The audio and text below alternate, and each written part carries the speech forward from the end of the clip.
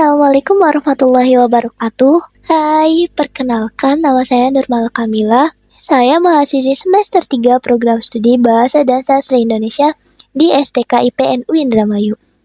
Pada kesempatan kali ini, saya akan memaparkan laporan hasil observasi manajemen berbasis sekolah di SMK NU Kaplongan. Tentunya saat melakukan penelitian ini, saya tidak sendirian teman-teman. Saya bersama dengan rekan-rekan saya yang namanya telah tercantum di slide ini. Bisa dilihat ya nama-namanya. Nah, lantas tujuan kita melakukan penelitian ini apa sih? Lalu apa pula itu MBS? Itu yang akan kita bahas nanti, jadi stay tune ya.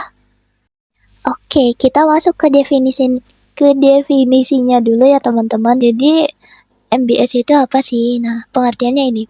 MBS atau manajemen berbasis sekolah merupakan strategi untuk mewujudkan sekolah yang efektif dan juga produktif.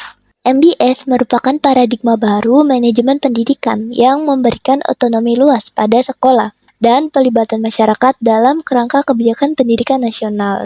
Nah, itu tadi definisi dari MBS ya teman-teman. Nah, next kita punya tujuan manajemen berbasis sekolah. Untuk tujuannya sendiri di sini ada 6 poin ya teman-teman. Yang pertama ada meningkatkan mutu pendidikan. Yang kedua ada mengoptimalkan sumber daya. Yang ketiga mengembangkan pemberdayaan pemangku kepentingan. Yang keempat merancang kurikulum yang relevan. Yang kelima meningkatkan keterlibatan orang tua dan komunitas. Dan yang terakhir yaitu nomor 6 mengembangkan kepemimpinan dan kepedulian guru.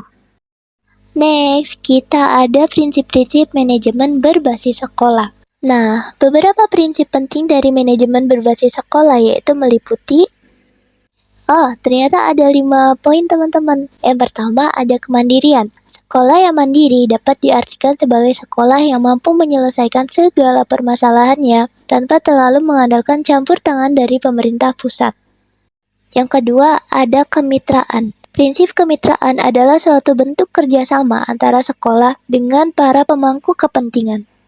Yang ketiga ada partisipasi. Partisipasi dapat dimaknai sebagai keterlibatan para pemangku kepentingan secara aktif. Yang keempat ada keterbukaan. Sebagai lembaga pendidikan formal yang memberikan pelayanan pendidikan kepada masyarakat, maka prinsip keterbukaan sangat penting diimplementasikan. Lalu untuk nomor 5 yaitu ada akuntabilitas. Akuntabilitas merupakan prinsip yang sangat penting dijalankan oleh sekolah. Nah yang tadi itu prinsip-prinsip ya teman-teman. Sekarang kita beralih ke metode penelitian. Nah lalu metode penelitian kita ini menggunakan metode apa sih? Nah ini dia. Penelitian ini menggunakan penelitian kualitatif atau dapat dipahami sebagai metode penelitian yang menggunakan data deskriptif berupa bahasa tertulis atau lisan dari orang dan pelaku yang dapat diamati.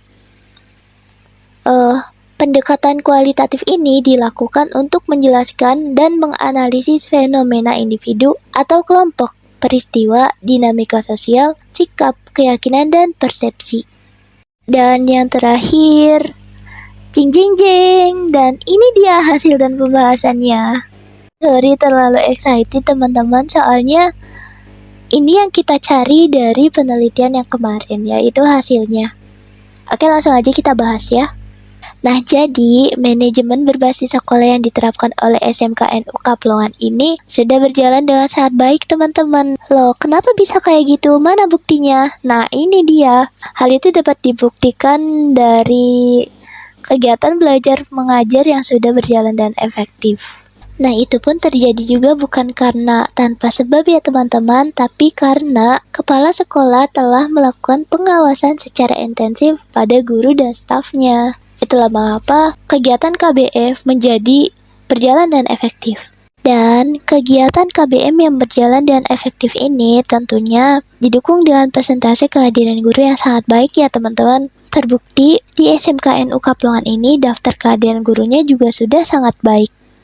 Tentunya hal ini sesuai dengan prinsip manajemen pendidikan yang mana beberapa prinsip penting dari manajemen berbasis sekolah itu meliputi ada 5 aspek ya teman-teman. Yang pertama ada kemandirian. Sekolah yang mandiri dapat diartikan sebagai sekolah yang mampu menyelesaikan segala permasalahannya tanpa terlalu mengandalkan campur tangan dari pemerintah pusat. Yang kedua ada kemitraan. Prinsip kemitraan adalah suatu bentuk kerjasama antara sekolah dengan para pemangku kepentingan. Yang ketiga ada partisipasi. Partisipasi dapat dimaknai sebagai keterlibatan para pemangku kepentingan secara aktif. Yang keempat ada keterbukaan. Sebagai lembaga pendidikan yang formal, yang memberikan pelayanan pendidikan kepada masyarakat, maka prinsip keterbukaan sangat penting diimplementasikan. Oke, yang nomor 5 tentunya last but not least ya teman-teman, di sini ada akuntabilitas. Akuntabilitas ini merupakan prinsip yang sangat penting dijalankan oleh sekolah. Kenapa? Karena akuntabilitas ini memiliki arti suatu keadaan di mana suatu hal dapat dipertanggungjawabkan. Seperti itu. Itu dia ya teman-teman laporan hasil observasi manajemen berbasis sekolah yang dilakukan di SMK NU Kaplongan. Dimulai dari definisinya, yang kedua ada tujuan, yang ketiga ada prinsip-prinsip, yang keempat ada metode penelitian, dan yang terakhir ada hasil dan pembahasan. Mungkin itu saja yang dapat saya paparkan, kurang dan lebihnya saya mohon maaf. Wassalamualaikum warahmatullahi wabarakatuh. Dadah.